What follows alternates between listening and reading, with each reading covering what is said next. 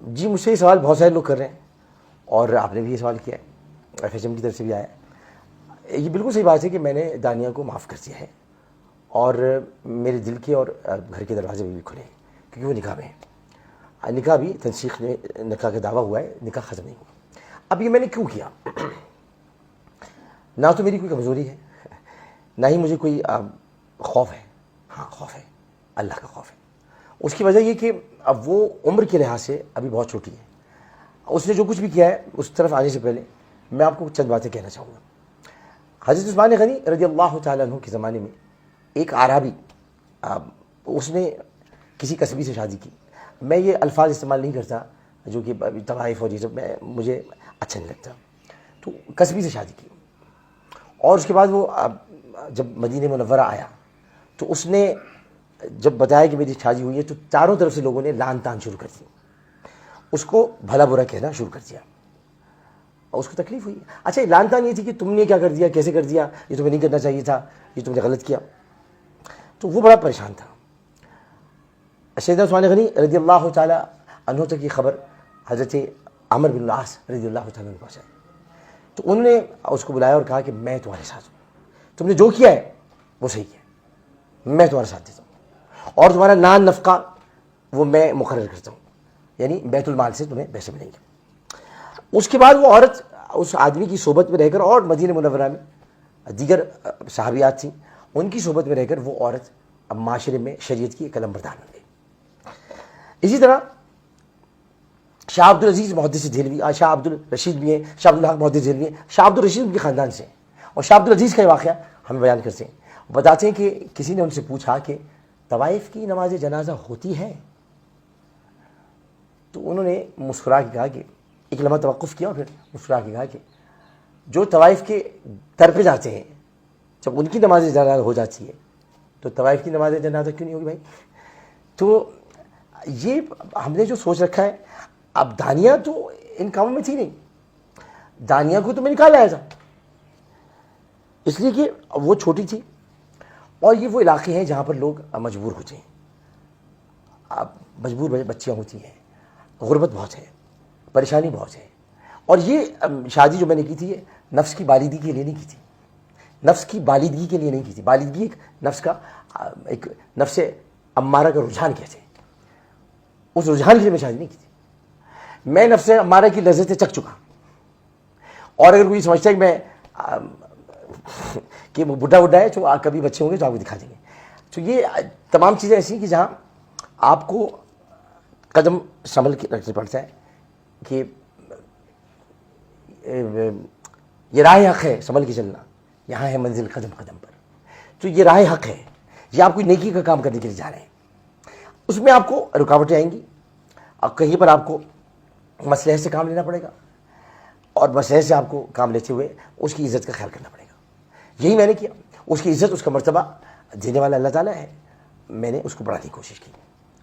جب یہ سب چیزیں ہونے لگیں تو اب تکلیف مجھے پہنچتی تھی کہ اب دانیہ کو تو میں نے نکال لیا ان چیزوں سے، تو آئندہ لوگ کبھی اس کی مثال نہ دیں تو میں اس کو روکتا تھا، میرے پاس رکو، مت جاؤ دوبارہ وہاں پر، ان جگہوں میں مت جاؤ، اب باورپور یا لودھنا جاتی ہوں مت جاؤ، تو میں رخصت ہو کے آ گئی ہوں۔ اور آپ کو پتہ ہے کہ ہمارے معاشرے میں جب بیٹی رخصت ہو کر آ جائے تو اس کا گھر شوہر کا گھر ہو جائے۔ اب یہ ساری باتیں فضول ہیں کہ معاشرے بات ہو چکی، اس میں کوئی ایسا نہیں تھا۔ تو دانیہ کو قصور نہیں تھا، اس لیے میں کہتا ہوں آپ اسے معاف کر دیں، میں تو جا رہا ہوں یہاں سے، میرے جانے کے بعد اس کی مین بنائیں، آپ اس کو معاشرے میں رہنے نہ دیں، اس کے ایسا نہیں کیجیے گا، وہ چھوٹی ہے، بچی ہے، اس کے ساتھ ایسا مت کیجیے گا۔ ایسا کریں گے آپ تو آپ گناہ گار ہوں گے، کیونکہ وہ خدا کی گناہ گار، میں نے اس کو معاف کر دیا، اللہ بھی اس کو معاف کر دے گا انشاءاللہ، مجھے اللہ کی رضا سے اقدس سے پوری امید ہے۔ اسی طرح میں آپ کو ایک اور بات بتاؤں کہ اب جو کہ خطرناک بات تھی، وہ خطرناک بات یہ تھی کہ ہم اس معاملے میں تو پڑ گئے کہ قصور دانیہ کا تھا، عامر لیاقت سے زیادتی ہوئی ہے۔ آپ کو یہ بھی تو دیکھنا ہوگا کہ عامر لیاقت اس ملک کو چھوڑ کے جا رہا ہے کس درد کے ساتھ۔ اس نے ٹیلی ویژن انڈسٹری کو 24 سال دیے ہیں، 24 سال میں اس نے سوائے فتوحات کے جھنڈے گاڑنے کے اور کچھ نہیں کیا۔ اس نے آپ کو ٹرینڈز دیے، آج انعام گھر نیلام گھر سے متاثر تھا اور انعام گھر سے کئی شوز متاثر ہیں۔ رمضان میں وہی کچھ ہوتا ہے جو میں کرتا تھا، اس کے علاوہ کیا ہوتا ہے، بلکہ اور کچھ کرنے کے لیے ہوتا نہیں۔ تو یہ ساری چیزیں میں کر کے دیکھی۔ اب میں آپ کو بتاتا تھا کہ رمضان کی راتیں کیا ہوتی ہیں. میں نے یہ بتایا آپ کو عشر مغفرت کیا ہوتا ہے, جس کو سب برباد کر دیا پی ٹی آئی نے. عشر مغفرت, عشر نجات, عشر رحمت سب گیا, اب جہنم سے نجات کا عشر. تو یہ بعد میں پتہ چلا, آپ دیکھا پی ٹی آئی کا ذکر آیا ہوگا, آپ نے سوچا ہوگا پی ٹی آئی کا ذکر اس لیے آیا کہ آج مجھے پتہ چلا, بہت دکھ ہوا مجھے, اتنا دکھ ہوا کہ میں آپ کو بتا نہیں سکتا. ہم نے ساتھ کھانا کھایا تھا, ساتھ پانی پیا تھا, ہم ساتھ رہتے تھے. خان صاحب کی میں بہت عزت کرتا ہوں اور آج بھی کرتا ہوں, لیکن آج مجھے پتہ چلا کہ ایف آئی اے کے لوگوں نے بتایا کہ اس پوری کردار کشی کی مہم کے پیچھے فواد چودھری کا ایک ٹولہ تھا, اور فواد چودھری کا تعلق پی ٹی آئی سے.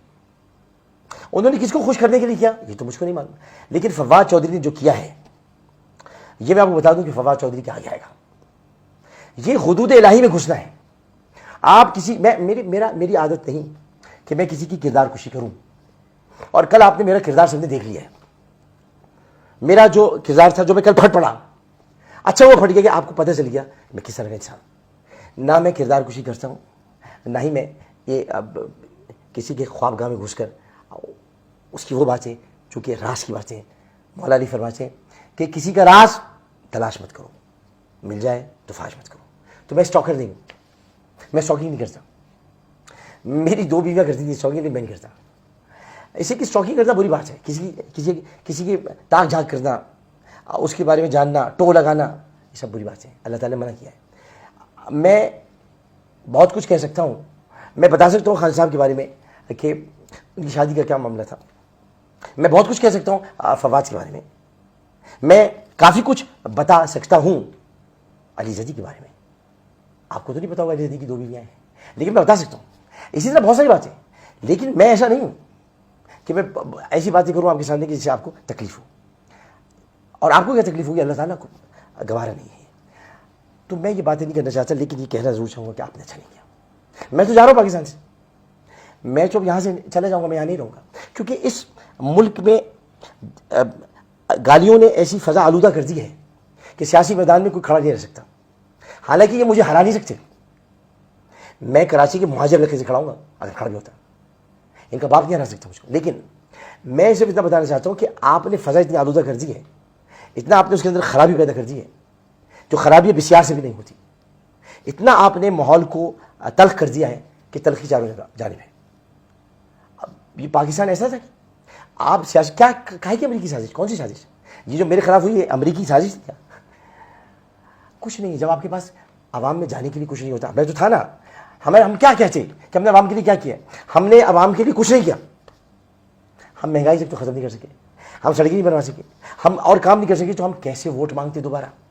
اس لیے فوری طور پر یہ شوشہ چھوڑا گیا اور فوری طور پر انتخابات کا مطالبہ بھی کیا گیا تاکہ مقبولیت ویسی ہو اور ووٹ پڑ جائے. خیر یہ سیاسی باتیں ہیں, لیکن میں پاکستان سے اب جا رہا ہوں. آپ سے میری ریکویسٹ صرف اتنی ہے, آپ مجھے چاہتے ہوں یا نہ چاہتے ہوں, آپ کی محبت کہ 2 دن تک پاکستان میں یہ ٹرینڈ چل رہا ہے, ڈونٹ گو عامر بھائی. لیکن عامر بھائی جا رہے ہیں. عامر بھائی اس لیے جا رہے ہیں کہ عامر بھائی کا دل بہت دکھا ہے. ان کے 24 سال اور آپ لوگوں کا ان کے ساتھ سلوک, آپ نے ان کے اوپر میمز بنائی, آپ نے عامر بھائی کے ساتھ زیادتی کی بہت, آپ نے ان کا مذاق اڑایا, آپ نے ان کے علم پر تو آپ انگلی نہیں اٹھا سکتے تھے, آپ نے ان کے کردار پر انگلی اٹھائی. آپ لوگ اتنا نہیں جانتے جتنا میں جانتا ہوں, لیکن آپ بہت ساری باتیں ایسی کہتے رہے جو نامناسب تھی. میں ہنس کے ٹالتا رہا, میں ہنس کے سہتا رہا, کیونکہ میں ہر خوشی کو غم میں, ہر غم کو خوشی میں اڑا گیا. میں نے کسی کی تکلیف کو محسوس کیا, اپنی تکلیف کو محسوس نہیں کیا.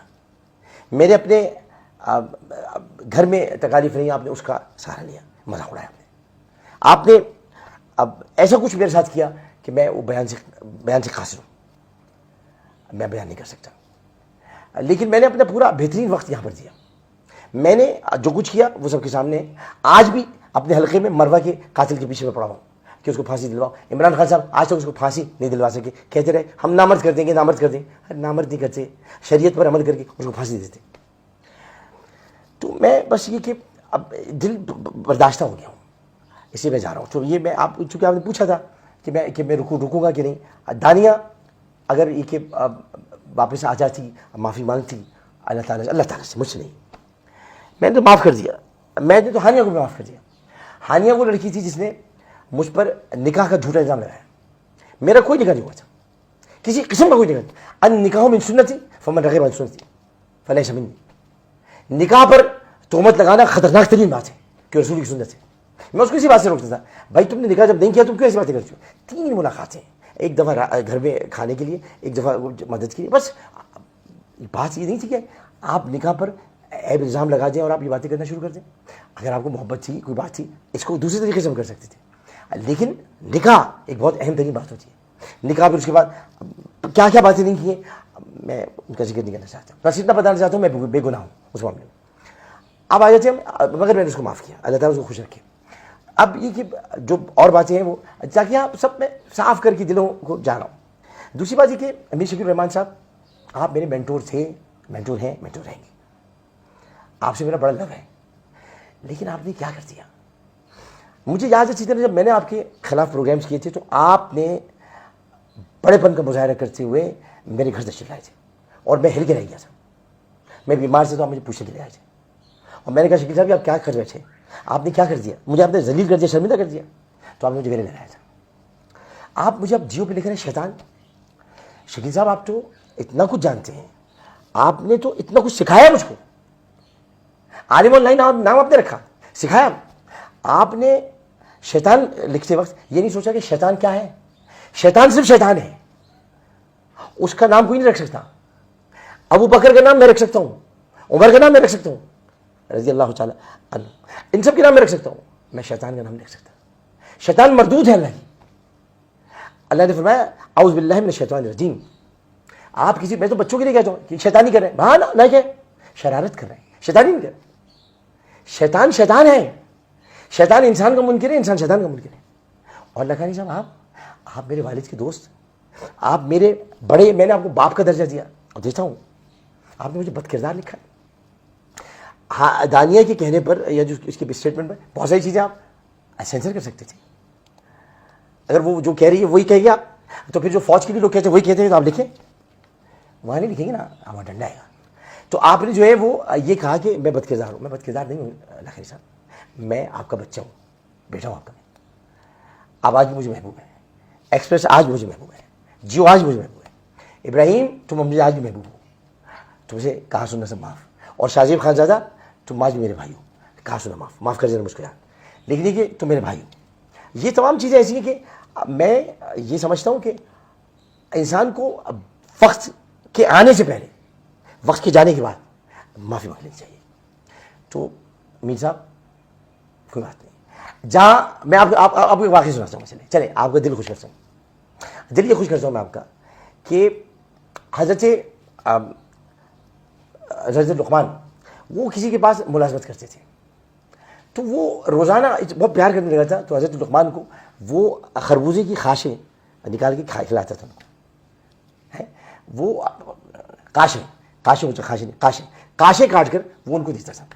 असल में हमारी उर्दू अब ऐसी हो गई, आप ही की सारी खिदमत थी उर्दू के लिए, आप करते थे, अब आपने भी करनी छोड़ दी। तो वो काशें निकाल कर वो उसको खिलाता था, काशें काटता था, खिलाता था, काशें काटते खिलाता। हज़रत लुक़मान खाते थे तो वो भी खिलाते थे। एक दिन उसने कहा भाई अच्छा वाला खरबूजा लेकर आओ, आज मैं तुम्हें वो सारा खरबूजा खिलाऊंगा। हज़रत लुक़मान लेकर आ गए खरबूजा, तो उसने वो काशें काटी और खिलानी शुरू कर दी। खिलाता रहा और वो खाते रहे। कह रहे सर एक मुझे भी तो खिला दो भाई, मैं भी तुम्हारा मालिक हूँ, मुझे भी तो खिला दो। तो हज़रत लुक़मान ने वो काश उसको दी खाने के लिए, जैसे उसने खाई तो फौरन थूक दी।